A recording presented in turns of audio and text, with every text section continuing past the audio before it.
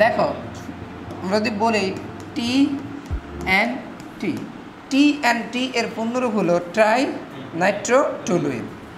Try নাইট্রোটোলুইন, try Nitro মানে তিনটা Nitro. দেখো ট্রাই নাইট্রো মানে তিনটা নাইট্রো গ্রুপ থাকবে আর সাথে থাকবে টোলুইন। দেখো টিএনটি এর আসল চেহারাটা কিন্তু এরকম। আমরা যদি বলি এই যে বেনজিন, এই যে বেনজিন, এখানে যদি থাকে এই যে C3 থাকলে টোলুইন, তাই তো। তারপরে এর সাথে এই যে একটা একটা NO2 2-এ, একটা NO2 4-এ, আর একটা NO2 কি কোথায় 6-এ, তাইলে 2 4 6 ট্রাইনাইট্রোটোলুইন। এই দেখো এখানে 1 2 3 4 5 6 2 4 6 ট্রাইনাইট্রো। ট্রাইনাইট্রো মানে তিনটা নাইট্রো, এই জন্য বলা হয় ট্রাইনাইট্রোটোলুইন বা টিএনটি। বুঝতে পারছো কথা? এই টিএনটি কিন্তু একটা বিস্ফোরক পদার্থ, বোমায় ব্যবহার করা হয়, বোমা। বুঝতে পারছো কথা? এটা খুবই ধ্বংসযোগ্য একটা জিনিস, ঠিক আছে। এবার আসো আমরা টিএনটি প্রস্তুতি শিখব। টিএনটি প্রস্তুতি আমরা শিখব কিসের মাধ্যমে জানো? সেই ফ্রিডেল ক্রাফট অ্যালকাইলেশন বিক্রিয়ার মাধ্যমে। বুঝতে পারছো?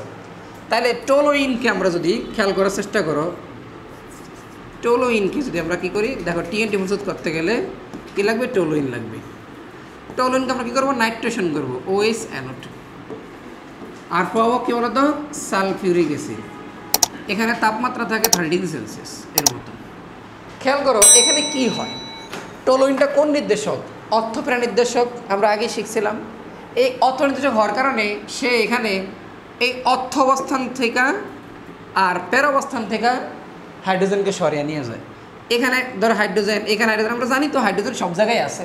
তবে এটা অর্থ প্যারা নির্দেশক হওয়ার কারণে অর্থ অবস্থান আর প্যারা অবস্থানে কী হয়? যুক্ত হয়। সেক্ষেত্রে হাইড্রোজেন, এই হাইড্রোজেন OH নিয়ে কী হয়? এই প্রথমে পানি হয়ে যায়, কী হবে? এখানে টোলুইন, এটা হলো অর্থনাইট্রোটোলুইন প্লাস আরটা সৃষ্টি হয় যেটা, সেটা হলো দেখো এই যে এখানে CH3 আর এখানে একটা NO2, প্যারানাইট্রোটোলুইন আর অর্থনাইট্রোটোলুইন দুটো সৃষ্টি হয়। বুঝতে পারছো কথা? অর্থনাইট্রোটোলুইন প্লাস প্যারানাইট্রোটোলুইন সৃষ্টি হয়। এইটা কেন অর্থ প্যারা অবস্থানে যুক্ত হয়? কারণ CH3 অর্থ ফেরা নির্দেশক। এই যেখানে কী হয়? আর প্লাস কী হয়? পানি হয়, পানি 2 মোল পানি সৃষ্টি হয়। এখানে কি হয় দেখো, এই এইচ আর OH মিল্লা পানি আর NO2 এখানে বসে একবার। আবার এই OH আর H মিল্লা কী হয়? পানি হয় আর NO2 এখানে বসে। অর্থনাইট্রোটোলুইন প্যারানাইট্রোটোলুইন, এটুকু ক্লিয়ার? এইবার এইটার সাথে এইটা আবার বিক্রিয়া করে, এটা কী করে? আবার বিক্রিয়া করে এইটার সাথে, এইটাকে আবার নাইট্রেশন বিক্রিয়া করে। আমরা এই যে এইটাকে, আমরা যদি এইটাকে আবার লিখি, এই জিনিসটাকে একটু লিখি, যদি আমরা এই জিনিসটাকে একটু লিখি, দেখো এইটাকে একটু লিখি, ওকে। দেখো এই যে এটা, এই যে অর্থনাইট্রোটোলুইন আর প্যারানাইট্রোটোলুইন, যে কোনো একটা দিলেও হয় বা দুটোটা দিয়েই কাজটা হয়। চলো এখন এটাকে আবার নাইট্রেশন করতেছি, OH NO2। তবে এখানে ফবক সালফিউরিক অ্যাসিড তাপমাত্রা দেওয়া লাগে একটু বেশি, 60°C। কেন দেওয়া লাগে এটা নিয়ে প্রশ্ন আসে পরীক্ষায়, একটু পরে বোঝাচ্ছি। তো এর সাথে আবার কি হয়, এখানে যেহেতু অর্থ অবস্থানে আছে, তাহলে এখানে যুক্ত হবে কোথায়? ফেরা অবস্থানে। এখানে যদি ফেরা অবস্থানে, সেখানে যুক্ত হবে কোথায়? না, অর্থ অবস্থানে, অর্থ অবস্থানে। তাহলে আলটিমেটলি হয় এরকম ব্যাপারটা, খেয়াল করো সবাই। এই যে বেনজিন, এখানে তো CH3 থাকে, তাহলে NO2 এখানে আর কোথায় যুক্ত হয়? এখানে যুক্ত হয়। দেখো আমি যে এটার কথা কল্পনা করি, তাহলে এখানে যুক্ত হয়, এটার কথা কল্পনা করলে এখানে যুক্ত হয়। তার মানে এটা আমরা লিখতে পারি সর্বোপরি, ঠিক আছে কিনা? এইটা যদি আবার নাইট্রেশন করি, এটা যদি কী করি? আবার নাইট্রেশন করি, যদি এটা আবার নাইট্রেশন করি, তাহলে কী হয়? ধরো এখানে লিখতে পারি আমরা, চাইলে এখানে লিখতে পারি, এখানে, আচ্ছা আমরা লিখেই করি, এটাকে আবার লিখি। ধরো খেয়াল করো, এই যে এটা CH3, এখানে NO2 আর NO2 plus OH NO2 sulphuric acid. তবে এইখানে দেওয়া লাগে 100° তাপমাত্রা, 190 থেকে 100° তাপমাত্রা দেওয়া লাগে। বুঝতে পারছো কথা? এবার খেয়াল করো এইখানে কি হয়, অর্থ ফেরা আর একটা অর্থ অবস্থান বাকি আছে, সে অবস্থানে গিয়ে কি হয়, এই এখান থেকে একটা হাইড্রোজেন ওএস নিয়ে পানি হয় আর NO2 এখানে বসে যায়। তাইলে এখানে উৎপন্ন হয় হলো,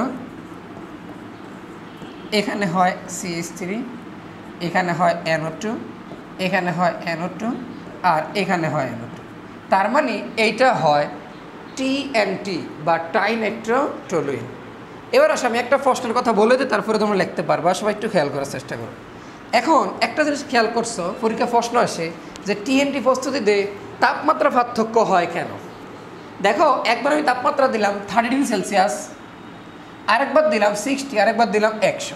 কেন কেন হয় এটা কিন্তু পরীক্ষা প্রশ্ন আসে। আমি ব্যাখ্যা দিব কি, দেখো যখনই আমরা টলুইনের নাইট্রেশনটা আমরা করলাম, নাইট্রেশনটা আমরা যখন করলাম তখন কি হইল খেয়াল করো,